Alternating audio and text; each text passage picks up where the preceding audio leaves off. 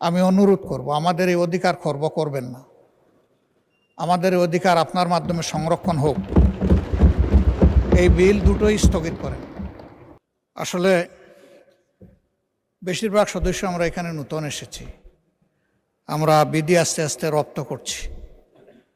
বিধি মোতাবেক এই সংসদ চলবে, এটা আমরা সকলেই সহযোগিতা করা উচিত। স্পিকারের চেয়ার থেকে বারবার এই অনুরোধ আমাদেরকে জানানো হয়েছে, আমরা এটাকে রেসপেক্ট করি। এই বিলটা কোনো সময়ের সীমার মধ্যে বন্দী নয়, সময়ের কোনো বাধ্যবাধকতা নেই। এইখানে বিধিটা মানাই তো উচিত ছিল। আমরা তো 3 দিন আগে, 1 দিন আগেও তো পেলাম না ম্যাটেরিয়ালস, জাস্ট এখন ডেস্কে এসে পেয়েছি। আমি অনুরোধ করব, আমাদের এই অধিকার খর্ব করবেন না। আমাদের এই অধিকার আপনার মাধ্যমে সংরক্ষণ হোক। এই বিল দুটোই স্থগিত করেন। যে দুইটার কাগজ আজকেই সরবরাহ করা হয়েছে, আমি আবারও বলছি, এটা সময়ের মধ্যে সীমাবদ্ধ নয়।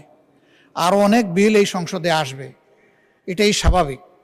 বিল আসবে, আইন সংশোধন হবে, আমরা এগিয়ে যেতে হলে এগুলো লাগবে। কিন্তু যেখানে যেটা প্রযোজ্য সেটা হওয়া উচিত।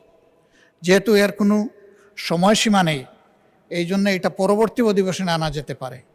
আমি অনুরোধ করব যে এই আলোচনা এখানেই স্থগিত করা উচিত। থ্যাংক ইউ মাননীয় স্পিকার।